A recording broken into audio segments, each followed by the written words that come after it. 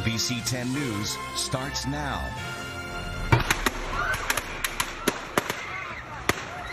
A mass shooting on South Street. Gunfire erupts on a Saturday night. 14 people shot, 3 of them killed.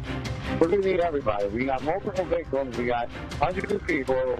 4 or 5 cops went, grabbed him by the extremities and just threw him in the back seat of the car. Tonight, we're hearing from witnesses who watched people run for their lives. All of a sudden, we just see this mass of people run down 4th Street heading north. And we're hearing from one of the victims who almost lost his life. And he was 2 feet away from me. So, could have very easily been me. Tonight, how police say they're taking action, and we take a closer look at the video showing the fight that may have started it all.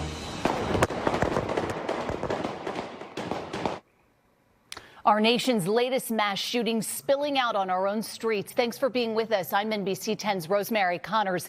Tonight, investigators are focusing on video of a fight before the bullets started flying. Law enforcement sources tell NBC 10 this video is key evidence in the investigation.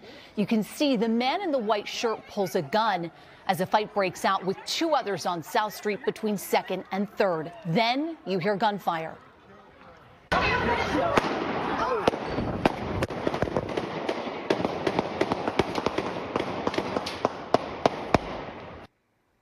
And the person taking this cell phone video ducks for cover. Sources tell us the man in the white shirt is dead, one of the 3 people killed last night. Yesterday was a dark day for Philadelphia. Police Commissioner Danielle Outlaw says an officer on patrol fired and struck one of the shooters. The gunman dropped his weapon and got away. Tonight, police are looking for him. They say they also recovered another weapon at the scene.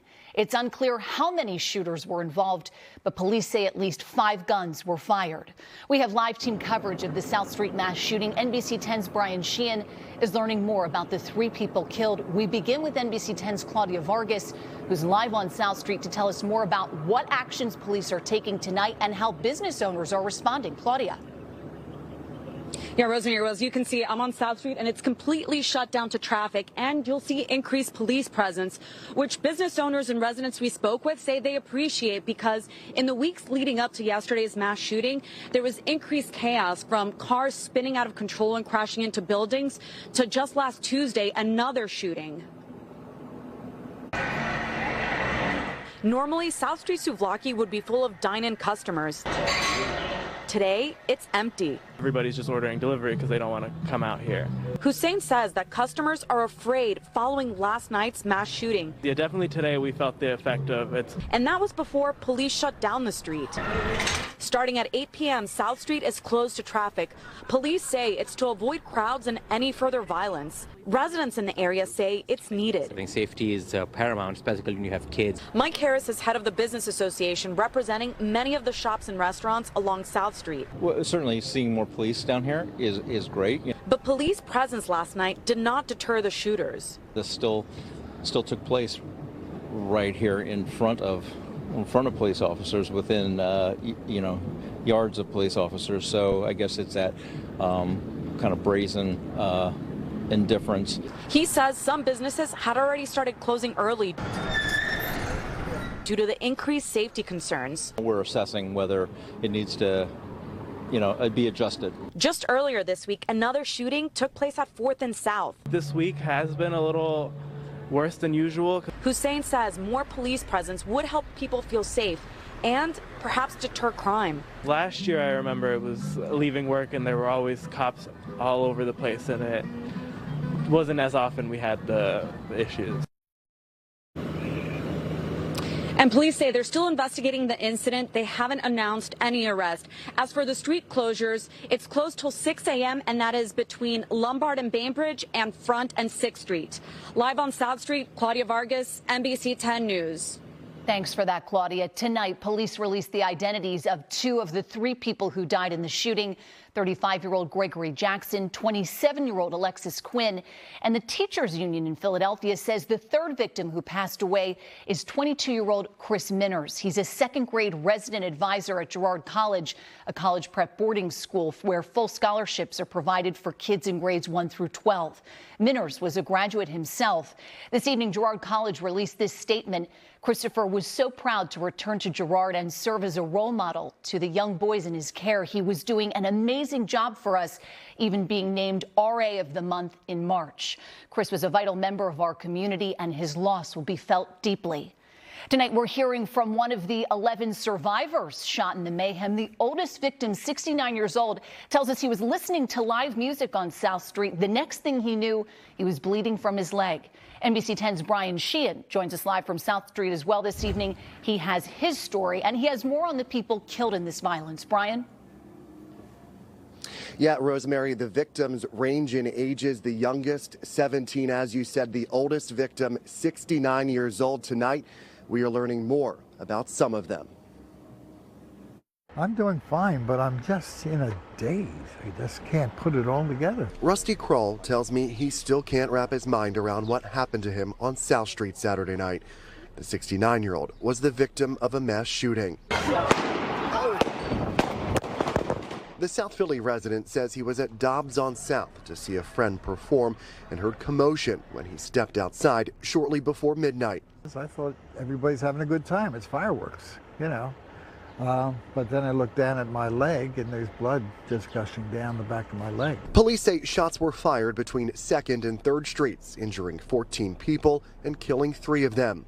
On Sunday night, Philadelphia Police Commissioner DANIELLE OUTLAW identified 2 of the victims as 27-year-old Alexis Quinn and 34-year-old Gregory Jackson.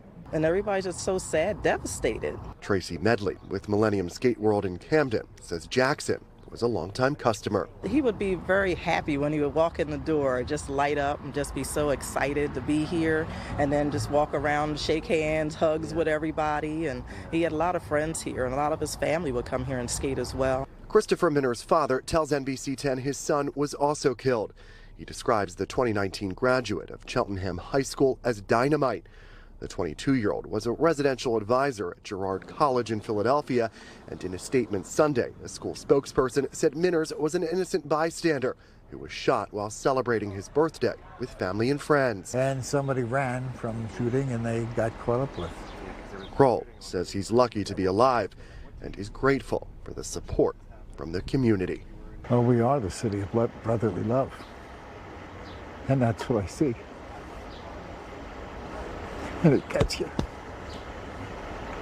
You're good people, Philadelphia.